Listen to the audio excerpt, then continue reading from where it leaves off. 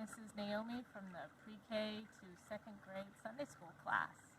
I'd like to say hi to all my students, and I wrote your names down so I won't forget anybody.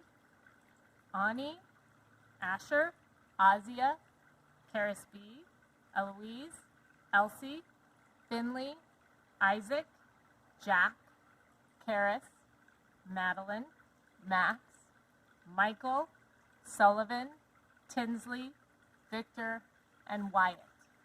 I wanted to say hello to you, and I wanted to remind you of our one rule, which is I will respect others with my words, attitudes, and actions. I hope this week you're being able to show respect.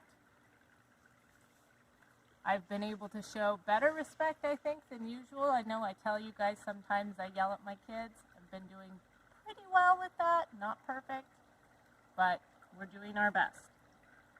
I wanted to read you a story today. I know you guys are stuck at home. You can't go to school. You can't go to other people's houses. We can't have our church meeting today because we're all trying to stay home to help people not get sick from the coronavirus. So I thought I would read you a little bit of a story about a woman who was a Christian during World War II who had to stay in a place she didn't want to stay, and it was hard for her. She and her family hid Jews from the Nazis. They got caught. She got put in prison and later went to a concentration camp. She got out, and when she got out, she had a ministry to former Nazis to help them know the forgiveness of God. But the story that we're going to read is when she was in prison, when she was in a cell all by herself. It was just 2 steps wide by 6 steps long, and she was there all by herself. And I'm going to read you a little bit about what it was like for her and a surprising friend that she made. In only one way was this new cell an improvement over the first one. It had a window. 7 iron bars ran across it, 4 bars up and down. It was high in the wall, much too high to look out of, but through those 28 squares, I could see the sky. All day, I kept my eyes fixed on that bit of heaven. Sometimes clouds moved across the squares, white or pink or edged with gold. And when the wind was from the west, I could hear the sea. Best of all, for nearly an hour each day, gradually lengthening as the spring sun rose higher, a shaft of checkered light streamed into the dark little room. As the weather turned warmer and I grew stronger, she had been sick. I would stand up to catch the sunlight on my face and chest, moving along the wall with the moving light, climbing at last onto the cot to stand on tiptoe in the final rays. As my health returned, I was able to use my eyes longer. I had been sustaining myself from my scriptures, a verse at a time. Now, like a starving man, I gulped entire gospels at a reading, seeing whole the magnificent drama of salvation. And as I did, an incredible thought prickled the back of my neck. Was it possible that all of this that seemed so wasteful and needless, this war, Scheveningen prison, this very cell, none of it was unforeseen? Could it be part of the pattern first revealed in the Gospels? Hadn't Jesus, and here my reading became intent indeed, hadn't Jesus been defeated as utterly and unarguably as our little group and our small plans had been? But if the Gospels were truly the pattern of God's activity, then defeat was only the beginning. I would look around at the bare little cell and wonder what conceivable victory could come from a place like this. The prison expert in the first cell I had been in had taught me to make a kind of knife by rubbing a button against the rough cement floor. It seemed to me strangely important not to lose track of time, and so with a sharp-honed button I scratched a calendar on the wall behind me.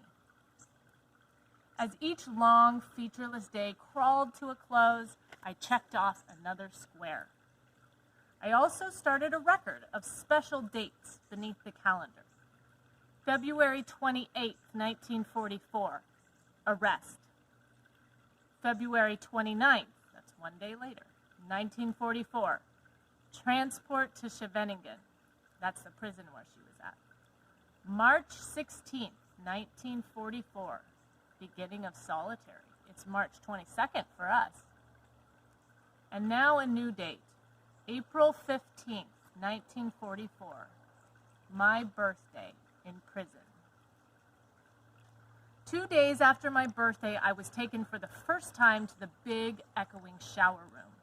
A grim-faced guard marched beside me, her scowl forbidding me to take pleasure in the expedition. But nothing could dim the wonder of stepping into that wide corridor after so many weeks of close confinement. At the door to the shower room, several women were waiting. Even in the strict silence, this human closeness was joy and strength.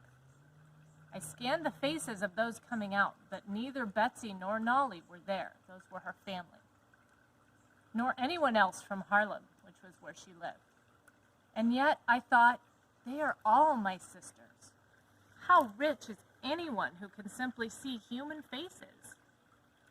The shower was too glorious. Warm, clean water over my festering skin, streams of water through my matted hair. I went back to my cell with a new resolve. The next time I was permitted a shower, I would take with me 3 of my 4 gospel books. Solitary was teaching me that it was not possible to be rich alone. And I was not alone much longer. Into my solitary cell came a small, busy black ant. I had almost put my foot where he was one morning as I carried my bucket to the door, when I realized the honor being done me.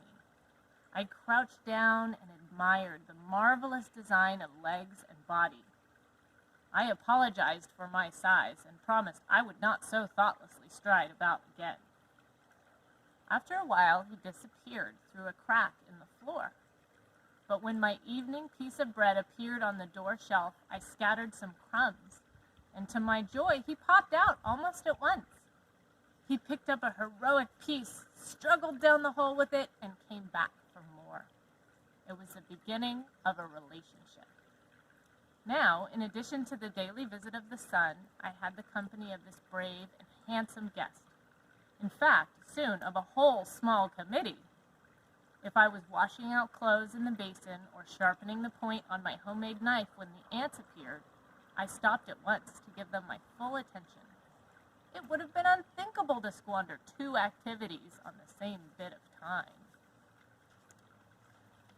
So while you are at home this week and you start to get bored, I want you to remember Corrie ten Boom and how she took joy and courage from the simple things around her. She found friends where she thought there would be no friends at all, and how the scriptures were something that she read to encourage her to think about things, not just what was going on today, but what God was doing in the bigger picture. Now there's a quiz for you to take.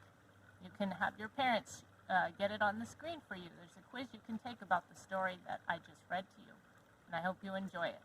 I love you. I'll talk to you later. Bye.